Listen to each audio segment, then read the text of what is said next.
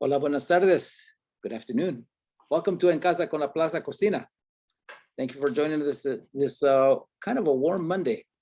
It's been very nice. I hope you all had a great holiday weekend, but we're ready to go today on En Casa con la Plaza Cocina. Those of you who have joined us on Zoom, please use the chat feature there. Let us know where you're viewing from. Throughout, you could ask questions if you'd like. Use the Q&A or use the chat. Those of you that have joined us on Facebook, use the comment section to do the same. Let us know where you're viewing from. And you could also use that comment section to ask questions, to make comments. This is very interactive where we try. Anyway, Lourdes Segura, thank you for joining us from Inglewood, California. All right, so before we get started, I'd like to thank our sponsors of En Casa con la Plaza. The end of November here, we have CVS Health and Aetna as our sponsors, also Union Pacific Foundation. Funding for almost all of our En Casa programs has been provided by the California Humanities and the National Endowment for the Humanities as part of the American Rescue Plan Act of 2021. And finally, the Institute of Museum and Library Services, advancing, supporting, and empowering America's museums, libraries, and related organizations. Thanks so much.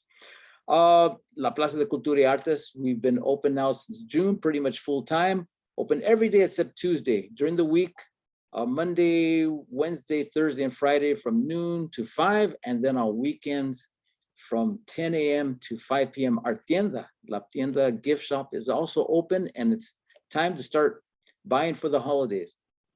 All of our exhibits are open, including our latest Patriotism and Conflict, Fighting for Country and Comunidad, a must-see.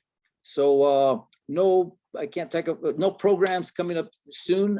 We may be making an announcement tomorrow. But for now, let's bring on the host of En Casa con la Plaza Cocina, Jimena Martin. Hi, Marat, how are you? I'm doing well, Jimena, how are you?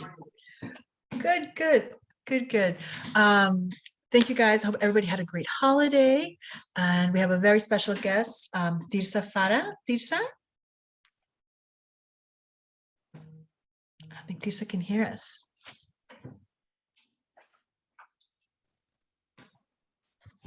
There she is. How are you, Tirsa? Hola, I'm good. So happy to be back.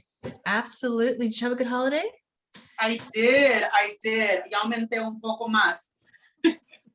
I think we all did. I think we all did a little bit. But again, usually we visit you at your restaurant, which is on Cesar Chavez. And where are we today? Today we're at my house. So I'm in casa with you guys. Yay, en casa. So Yes. Tirsa, tell us a bit more, folks who are seeing us for the first time, tell us more about your voyage to opening up Tirsa's restaurant on Cesar Chavez. Tell us all about that. How'd you start off? It was a long journey. But long story short, I ended up meeting the love of my life and quickly realized that our goals were like super aligned. And we took a chance. He emptied out his 401k and we opened Tirsa's. And that's how we are now doing it. That's awesome. A little bit, how'd you guys find your spot? Also, what type of food and menu you decided to do there at Tirsa's? It was it's Mexican food, like Mexican food with the Tirsa LA twist. And we are on the corner of Grand and Cesar Chavez, like the outskirts of Chinatown, outskirts of downtown. And we found the spot. I had already known of the spot, but it came to us like 3 times. And on the 3rd time, that's when I said, okay, this one is for us, because I had shied it away. The first time I said, I don't like that location. I don't like the spot. And then it came back again and I was like, no. And then my husband called me and he said, I got the spot for us, the perfect spot. And sure enough, it was 701 West Cesar Chavez. So I was like, okay, this is totally our spot. But we were looking all over the area, Lincoln Heights, Pasadena, and this place found us. It really wanted us. So that's how we ended up right there. But we serve everything from like burritos, tortas, tacos, ensaladas, wraps. We originally started with wraps and salads before the restaurant. I did a lunch delivery service and it was wraps and salads. So now that we opened the restaurant, we still have the salads and the wraps, but it's more emphasis on hot food, such as burritos, enchiladas, and more Mexican food. So that's our journey in a nutshell, a tiny baby nutshell. But real quick, I know when it's Dodger season, you guys make really special sopes. Can you tell a little bit about that? Yeah, we have the Dodger sopes, also like a Dodger platter, where we have like a big old stack of nachos. We put 2 LA sopes, which has frijoles, carne, sour cream. And then we also have 2 esquites, and the esquites, we make them look like baseballs. So it's just kind of like a big fun platter that people can get and take with them on game day or eat at the restaurant, whatever they want to do. But it's highly emphasis is on Dodger blue and anything LA. So we have it when they play, like during the game season. Once they get knocked out, then we don't have it. But while they're playing, we definitely have it every time Dodger season rolls around. So definitely, I recommend you guys come check it out. I think that's the thing about you, Tirsa. It's like you're so much fun.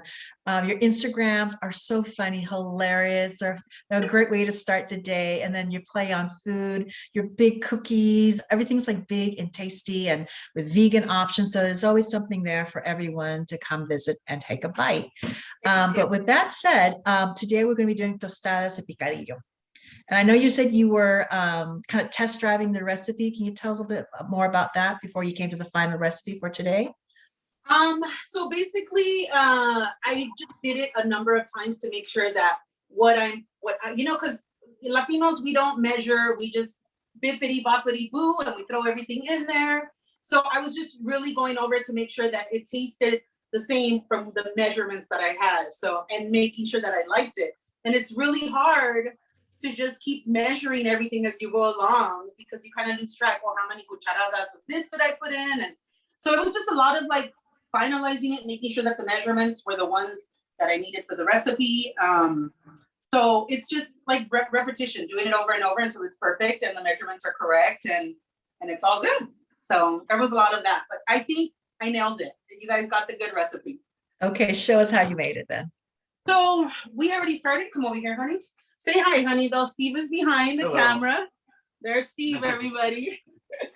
And I already started. I have carne molida right here, and this is 93% to 7%. I already started it because it's a little bit frozen. So, and this is the longest part. Browning and cooking your meat takes the longest. So we're on limited time. I just wanted to start cooking it. I put absolutely nothing in the pan but the meat. I'll put the rest of the stuff later. So we're just cooking it down. We also have over here, I have the salt, I have oil, I have onion, minced garlic, I have potatoes, and then traditionally picadillo has tomato in it. It has a bunch of other stuff, like you can basically add whatever you want. You could do chile pasilla, you roast it, peel it like kind of rajas. You can do corn, you can do peas, carrots. I have a teenager who's very, very, very picky. So stuff that I want in there, if I want it in there, I kind of have to blend it so that he thinks there's no veggies in there so he can eat it. So we're gonna go back to this, which reminds me of this. So I love tomato every way except for picado in like a stew. It just drives me nuts. I don't like getting the little bits. I feel like all I'm getting is the cáscara. The cáscara, yeah. The peel. The peel, thank you. I feel like all I'm getting is the peel. So I'm gonna add tomato, only this, I'm gonna blend it. So since we add picadillo in tomato, since we add agua in the picadillo anyway, I'm just gonna make some of my agua be these ingredients. So I'm gonna blend it just so that my son knows that there's no like cilantro or tomate in there, you know? And yeah, so we have our ingredients. And we're just gonna brown the meat. Let's crank this baby up. Now, it's typically picadillo. Is it always with beef, or can we use other forms of protein with that? No, you can use ground chicken. You can use I don't know. I've never done it with lamb, but you can definitely use chicken, ground turkey. Originally, they used to use chicken, and they used to use codornices, like way back when. I think it was is it not Cornish hens, is it? No. What's codornice? Back when that was originally the recipe. It was, and then as the years went by, people started adapting it to ground beef. But traditionally it was with chicken or codorniz. So, and then we just adapted it to ours. But depending on the region, they'll add raisins, olives, stuff like that, depending on where you're from. So it's very customizable to whatever you want to add to it. Mine is a little bit more on the basic side, but the flavor is anything but basic. So don't get it twisted, y'all, okay? But yeah, it's gonna look basic, but it's not. So yes, So how long can did it do- take? How long did it take you to perfect this recipe? I know you're a busy lady, a business lady, hustling, but I know in your spare time, how long did it take you to make this recipe for us? Not long. It was just the making it over. It didn't take me long. It's just kind of getting the recipe down, really, like making sure the measurements are correct. That's the tedious part, because as you know, we just throw everything in there and it tastes amazing. But get that on paper, oh my goodness, it's the biggest headache on the world. So I would say about a month. My family was eating picadillo for a solid month. And today my son was like, "You're making picadillo again?" I'm like, "Yes, Papa." He's like, "You should love it by now." That's not fabulous. So we're browning away our meats. I definitely had to consult my mom because I wanted to make sure that I wasn't deviating too much from the recipe as been traditionally. So, and the one thing she said, she's like, "You have to brown the meat. Make sure the meat is browned. That's where the flavor comes from. Don't ask me why, but that's what she said." So she's like, "As long as you brown the meat, you're all good." So that's where we are. My meat was frozen and it already kind of broke up. This was 3 pounds of carne molida. How many people? That's a lot carne molida. How many folks would that feed? That's gonna feed a family of like 7 to 8. And I already told my family that dinner is at my house today, so they have to come over.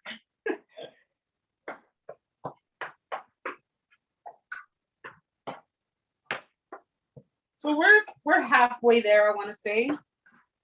Once all the red is gone, I will add the onion. I just don't like to do it at the beginning because I feel like it gets a little over browned, like quemada. So I'll just wait till it's halfway cooked.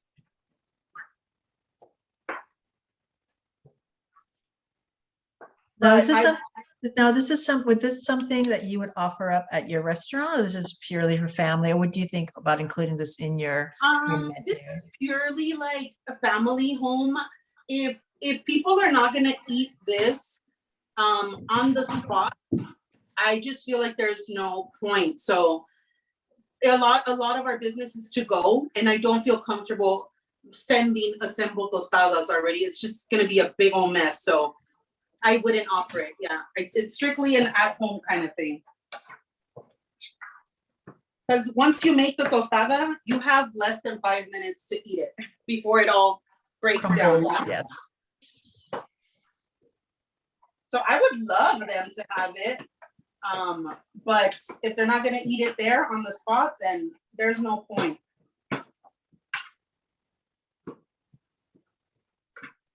All right, I'm gonna add my onion and the garlic now. This is going in. This is halfway cooked already.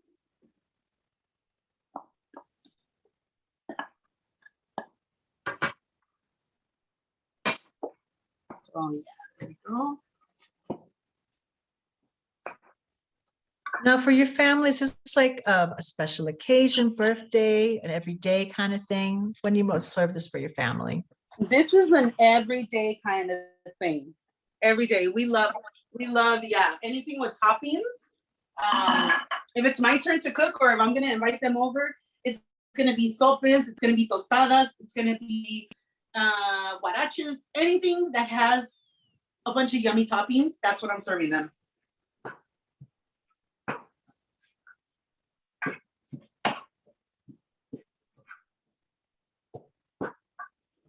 All right, I cranked it up to high.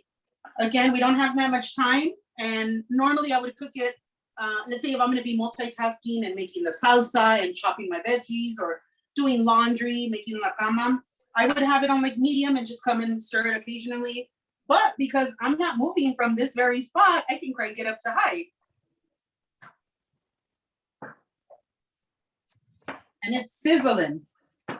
It's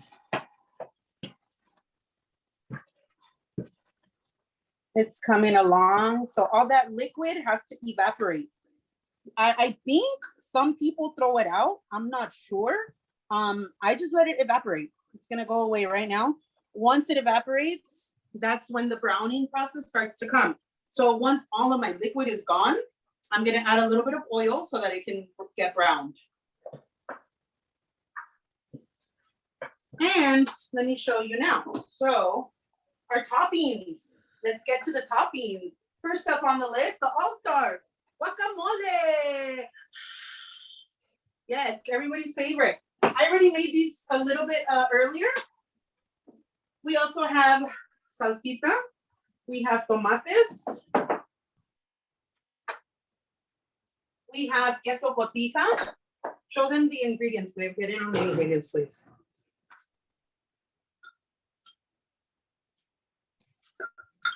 We have lechuga and sour cream.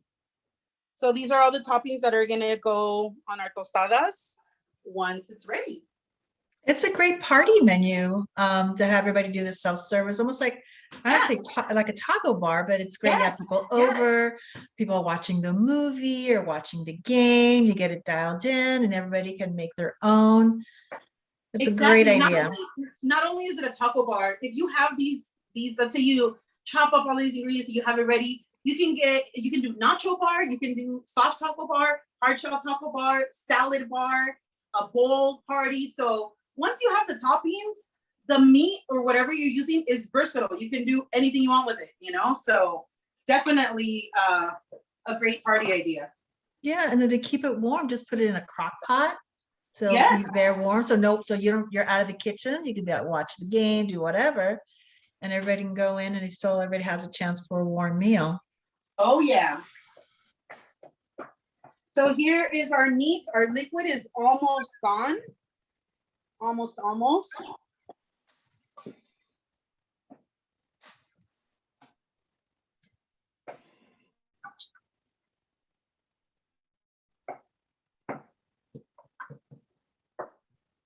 right.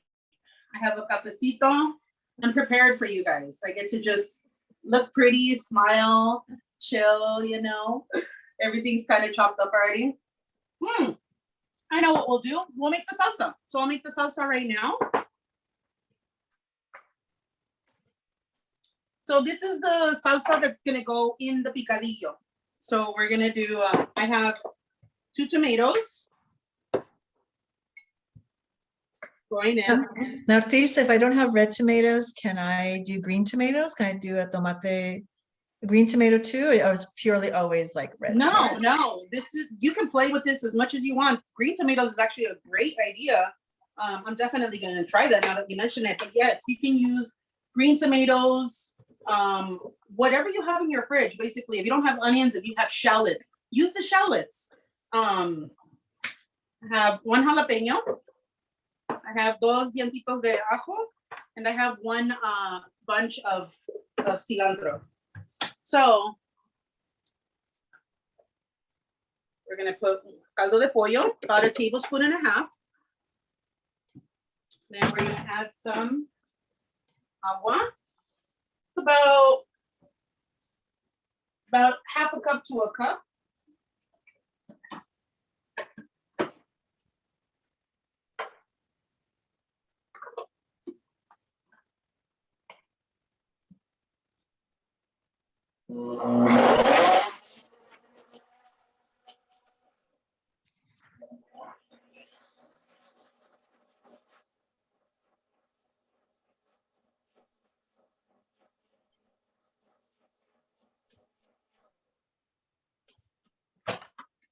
All right, there you go. This is gonna go into the picadillo. Highly customizable. So we'll leave that here. It's ready to go. Liquid is almost gone. Get in on the meter.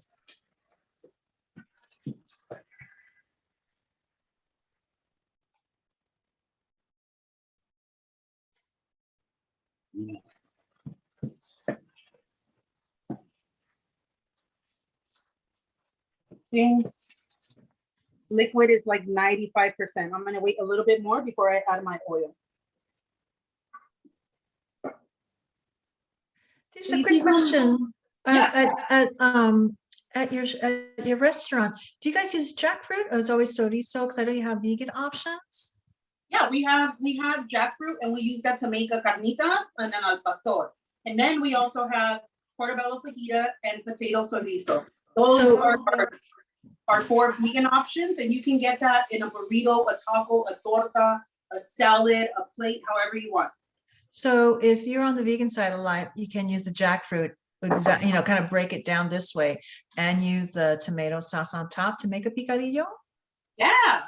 So if you're gonna use jackfruit at home, most places you're gonna get it canned. Okay. When you get it canned, just make sure that you squeeze all of the juice, so that it's not diluted.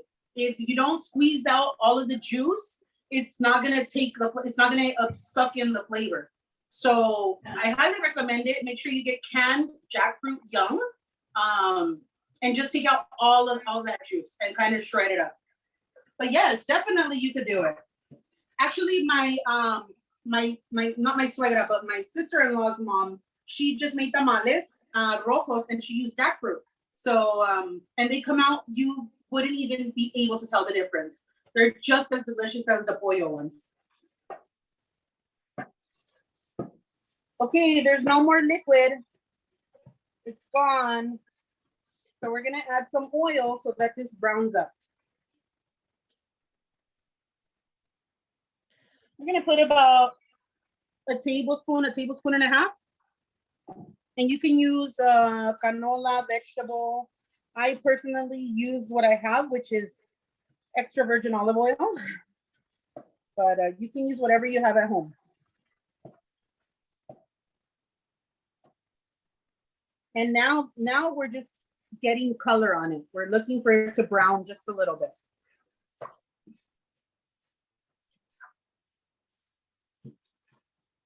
But you see how my onions are like, they're not burned, sometimes se me queman, and this time they're not because I added them at the end.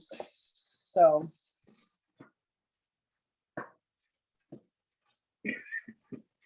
So you just want them a little translucent then, yeah? Yeah, yeah.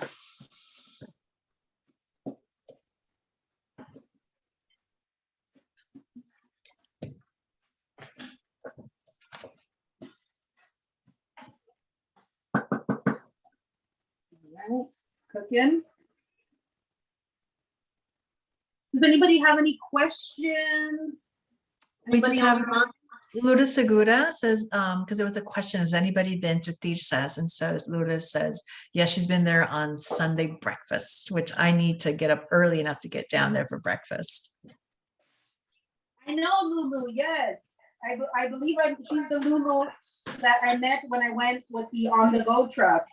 And she lives on the west side, and I went over there with On the Go, and she was one of our customers.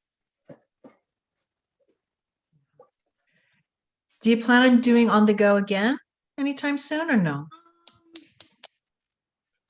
If the opportunity comes, I'm personally not planning it, but if the opportunity comes up, I rarely try to say no. So I probably will do it if I get asked. But am I personally planning it? Hell to the no. Can you tell our folks what the On to Go truck is or concept behind it? So On the Go is a food truck, but these guys lease out the food truck to not just restaurants, but to anybody starting up, any vendor who wants to get a taste of what it would be like to have a food truck. You can rent out the truck for a day, a week if you wanted to, and you just kind of get to go anywhere in LA and set up shop. I think it's wonderful that startup, especially was like early on during the pandemic. Yeah. So it really gave a lot of opportunities for pop-ups and other restaurants to stay viable, to get their word out into the community. And I think I went out with my daughter. We went out and had tacos. You guys are up in Culver City. Oh yes, yes, great. Yeah. It's a great it's great for anybody just starting out, or even if you're not starting out. If let's say you don't have a food truck yet, or you don't have a location yet, On the Go is a great platform for you to use for catering gigs. Let's say you want to do catering. Let's say you want to do a festival. That's where you want to go. So. And also, I think it's a good opportunity to see if it's really something you really want. You know, people are like, oh, a restaurant or a truck. It's like a test drive, no? That's why we did it. Also, Steve and I were contemplating like, oh, maybe we want a food truck. Who knows? Let's see how it goes. And once we got on the food truck, we were like, we do not want a food truck.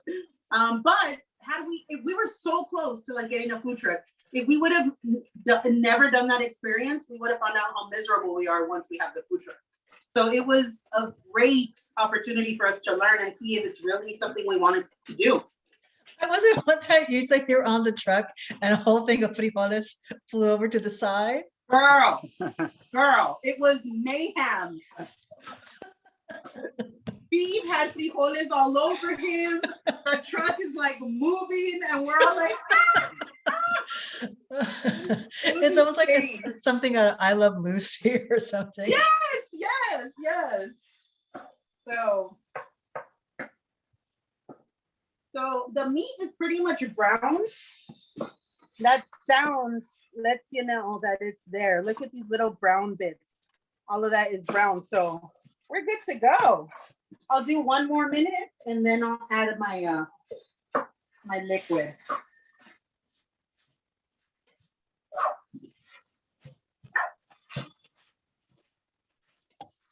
Do you have any new items on your menu for the holidays coming up, or cookies? I know you have these gorgeous, huge cookies that you do there. We actually have arroz con leche right now. We have pozole right now. I'm currently in the process of learning how to make tamales. So next year, for sure, we're having Tirsa tamales. And then we are doing some like holiday cookie boxes, but they're gonna come out in December. And that's pretty much it. We have like specials, but nothing right now. I'm gonna take out the water, by the way.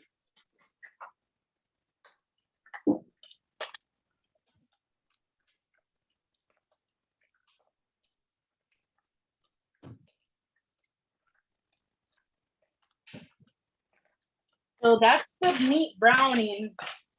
It's already. This is 5 potatoes. They were small, and make sure you cut them. Make sure you cut them. Try to cut them the same size so that they're all cooked at the same time. And I cooked these a little bit smaller than normal, only because of the time restraint. I just want to make sure that it gets cooked by the time that I need it. So these are tiny cuts. All right, now we're going to add our stuff that we blended. I wish you guys could smell this. I love the green color. The green color of your salsa. Mm-hmm. Es mi color favorito. All right. Stay right there. Wait, so we can get some water.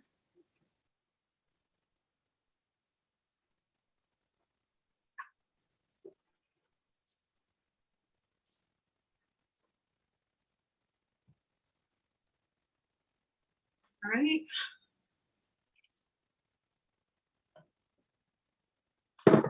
I added about maybe another 1.5 cups of liquid. I don't want too much liquid in this, only because it's going to be for tostadas. But let's say like it's most liquidy on the first day. If you have leftovers and you cook this tomorrow, the liquid will be like, it's not going to be so much, which makes it even better.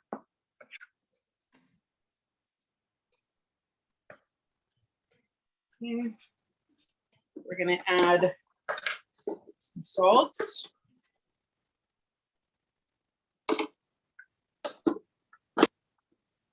I put about a tablespoon, whatever the recipe says, that's how much I put, okay? And then some more caldo de pollo.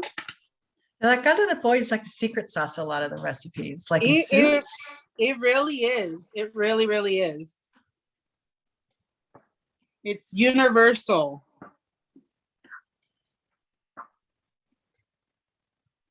All right.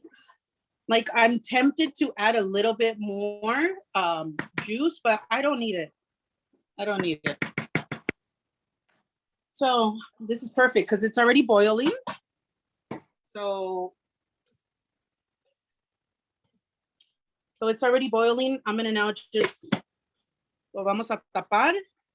And once, oh, there you go, it's fully boiling. Then we're gonna lower it. We wanna lower it to simmer.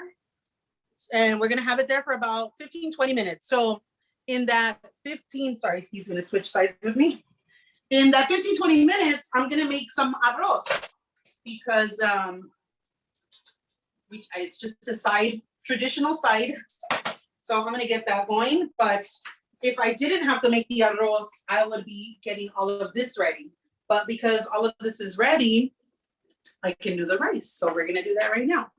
Are you gonna make your famous cilantro lime rice or just Not regular the rice? cilantro. I'm gonna make traditional Mexicano. So, but only because it's just easier than the cilantro. Y ya no tengo cilantro. So there we go.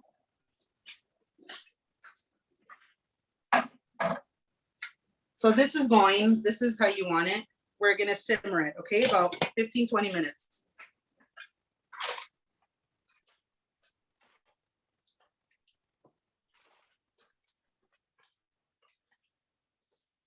What kind of rice are you using, Tirsa? Jasmine rice. Jasmine. Right.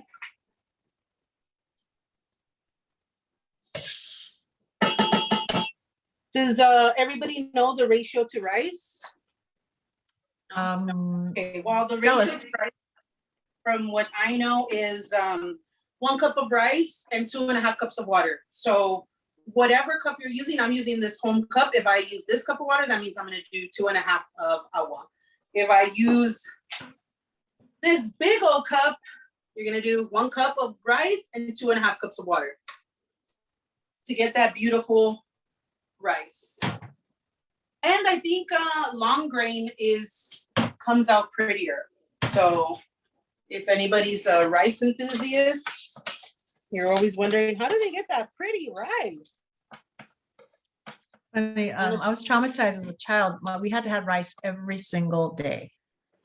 And then as an adult in my own home, I rarely make it. So my rice is always sometimes it's on, sometimes it's off. But I'm always curious about that. No love. No love, I get. There's a lot of love in this house, but I don't know for the arroz. I make some for my kid.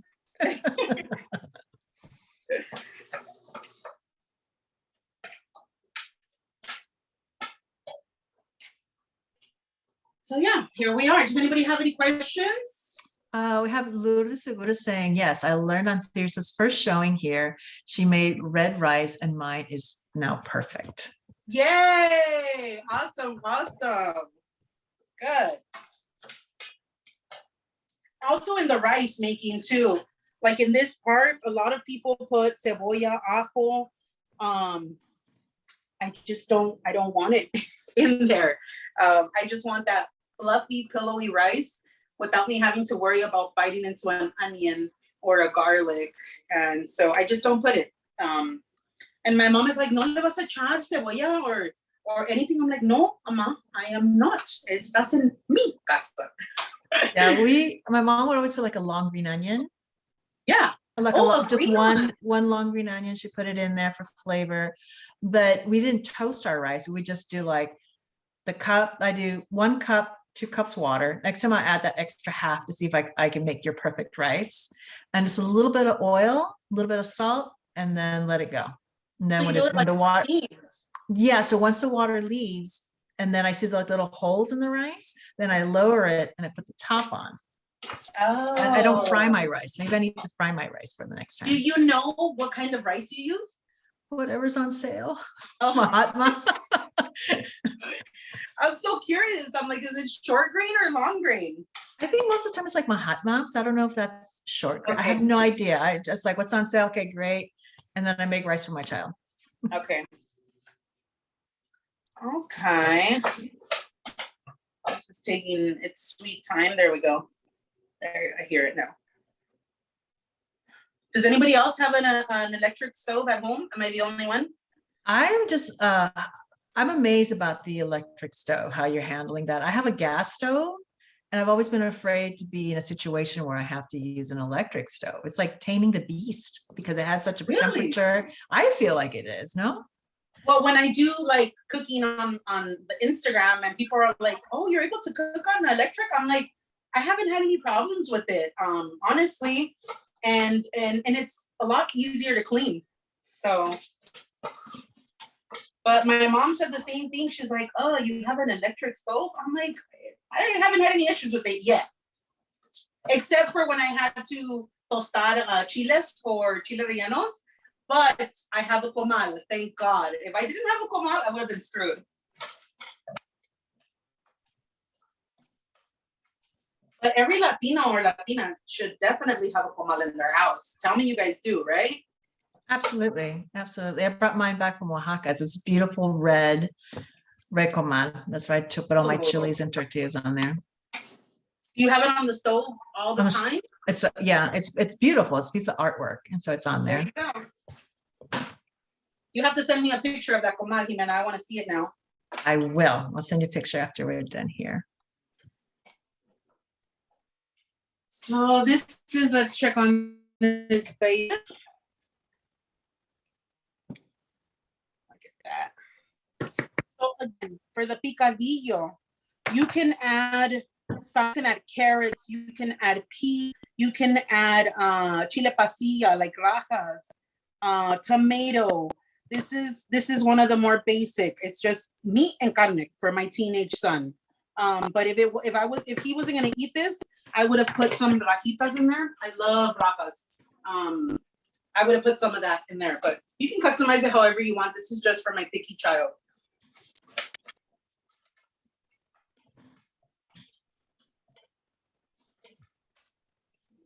So what are you looking for as you're frying the rice there?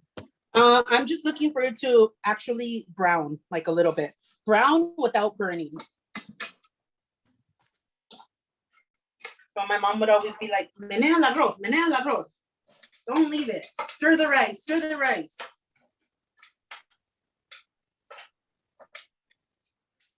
Because you want it browned, but you don't want it burned. But I've burned quite a few rices in my lifetime, more than a few, so I now try to stir it as often as I could. Unless I'm gonna have it low, but I have it on high right now. One of our guests here, Lara Iturralde, she says she uses a gas stove for hers, but however, she does have a comal, of course, but she puts it on the gas stove. You have to, man. If you don't have the, what do you call those, Jimena? I don't know, the grills, I don't know. The burners? The burners, yeah, the gas burners. And does she have any problems with it? No, right now she's just piped up and said, Tirsa, thank you for telling us what else to add to picadillo. So just, I think it's a great way that everybody, whatever they have in their fridge, to customize it for their families, what people eat, don't eat. And so it's a great way. It's a good base. And then you can add on whatever's, whatever fits your family best. Definitely. A great way to clean the refrigerator, that's for sure. Like any veggies you have going bad, put them in there. It's also definitely a great base for sure.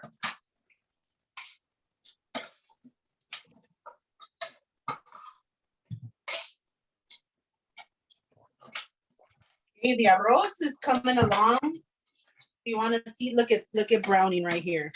Yeah. Look at that. So that just happened. I feel like once it gets there, it's like super I have to start getting my agua ready and my tomato sauce, because now I have a countdown. Yes, we do have a countdown. We're down for almost 20 on the dot. All right.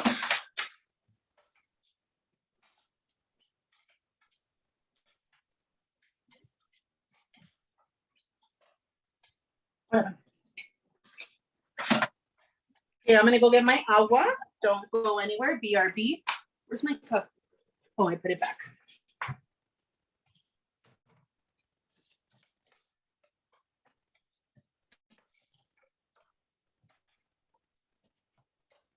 Okay.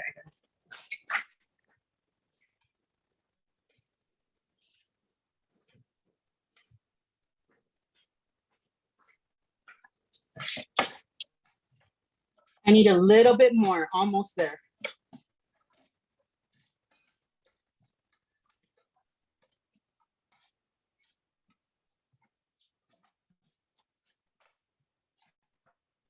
Do you flavor your water like with a mascaldo or? Yeah, Or I just- flavor it with, again, that magical powder that everybody uses, Nor Suiza, and just some salt. I've heard some people use like chicken stock or stuff like that, but I won't use chicken stock unless I'm gonna do like white rice, you know, since I'm not frying it. So I want to get a little bit more flavor, but just regular water with some Nor. All right, this could go a little bit more, but it's pretty much ready. We don't have much time, so I'm just gonna. I'm using one whole can, and this is a 8-ounce can of tomato sauce.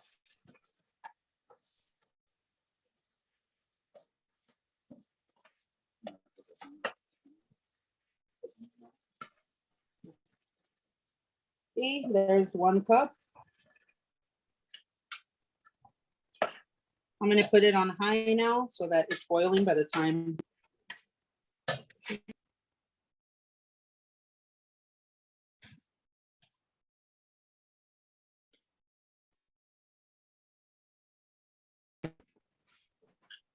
Okay, here's another cup.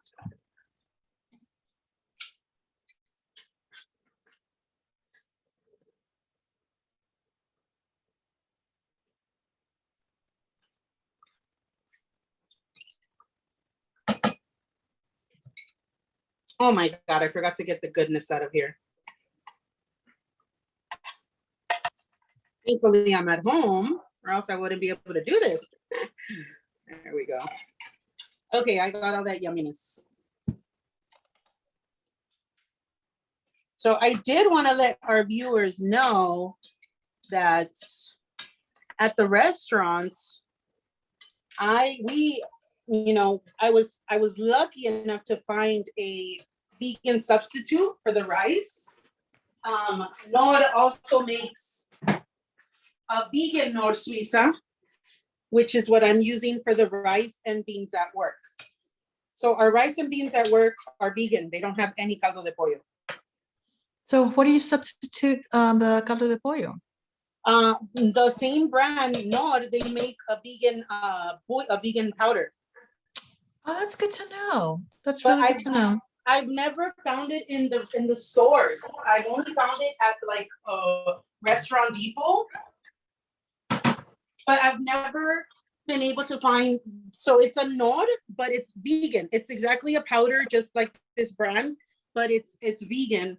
And I've never been able to find it at a regular market like Bonds or Albertsons or Food for Less, just at Restaurant Depot. And it's always pretty much sold out. So whenever I see it, we get like a case because it goes so fast. Okay. I found it online. So I guess folks, if you're really interested in keeping that flavor, but keeping it vegan, was it web restaurant? Let's see here. Oh yeah, you can find it online for sure. Yes. Webrestaurantstore.com. They do carry it. Okay. Let's see what it says here. And also Amazon. Amazon also. For sure will have it. Yeah. And look for myself too. But I have another colleague of ours, friends, Wendy from Guayaba Kitchen.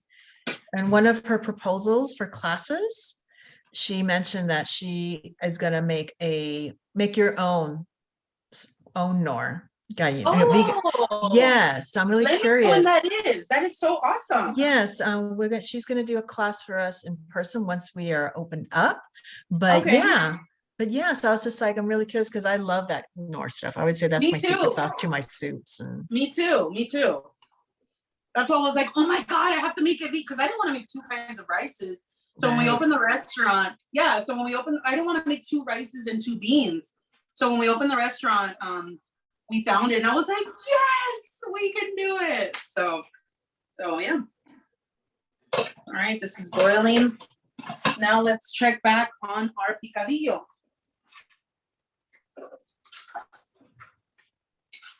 So basically what I'm waiting for here is just that the papas are cooked and that the flavors had time to kind of, stew and get to their yumminess. So let's try this.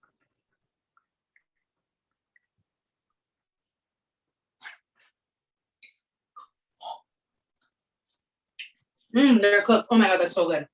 Oh, I'm so excited, you guys. All right, this is like ready. This is ready. Papas are cooked, flavors on point. So ya le voy a apagar. Now I'm just waiting for my rice, but you guys don't need to see that. You wanted to see the magic stuff. So let's make a tostada. Let me set up my station.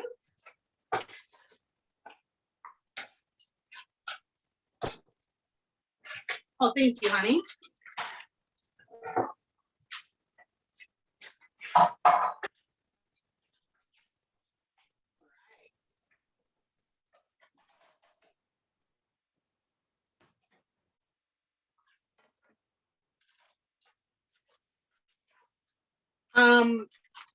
I use paraíso, but I've also made my own tostadas at home. I really like making my own tostadas. I just feel like they're stronger. Like they're just like more durable. The next best thing is el paraíso. These I feel are like really durable. So, but still, any tostada you have a time limit. Like once you make it, 5 minutes before you have to eat it. Okay. So we're gonna start with the picadillo. Try to get as much liquid off of it as you can.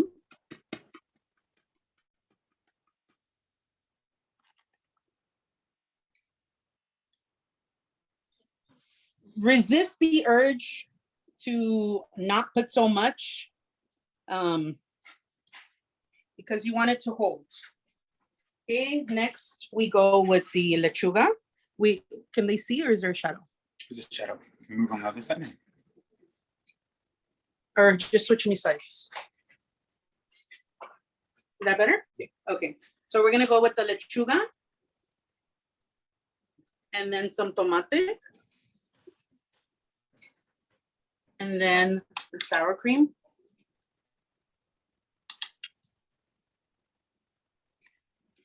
Don't be skimping on the sour cream, okay, y'all?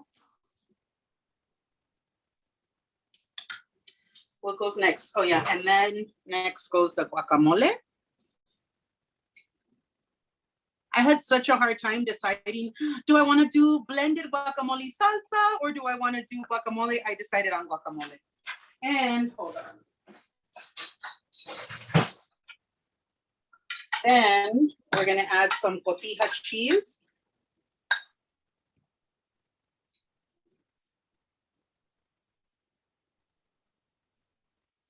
And last but not least, salsa de la buena. And we put it all over that. that looks so yummy, Tirsa. Thank you. It really does. It has all the texture. Before you bite into it, wait, I got to get Aberaldo on here so that he can take a picture. So once this goes on forever mode to our Instagram and Facebook, we have a picture of you holding it. So if Steve can pull back and we have a picture of you holding the dish and say cheese. You could say tostada. Tostada. Oh, thank you. Oh, that looks yummy, too yummy. Yeah, it's got all the textures. It's got the crunchy, the creamy, freshness. It's Everything. warm. Everything's on there. One Everything. big, beautiful bite. This is one of my go-tos, like whenever I'm having friends over. And it's great because you can also make it vegetarian, like nachos and tostadas. So if I want to make it vegetarian, I'll use the jackfruit or I'll just do bean tostadas because the toppings just, oh, but here we go.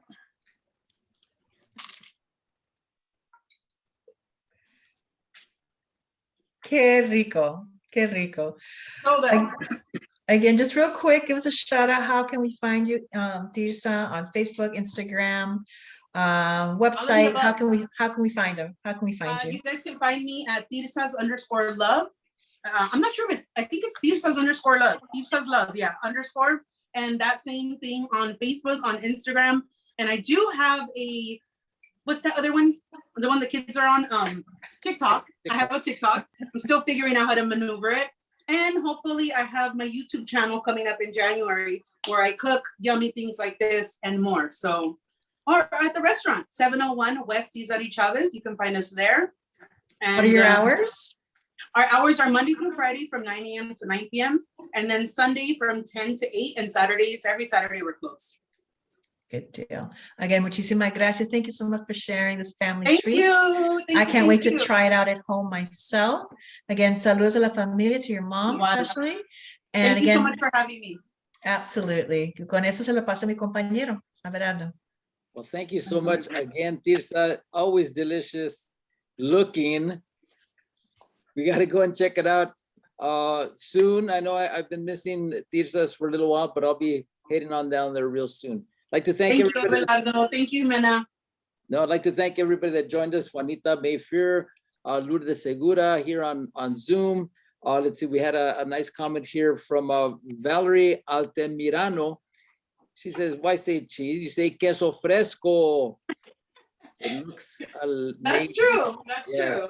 Next time, I gotta remember that. Thank you for that tip, Valerie. Well, thanks so much to everybody for joining us on En Casa con la Plaza. Tirsa, as always, amazing.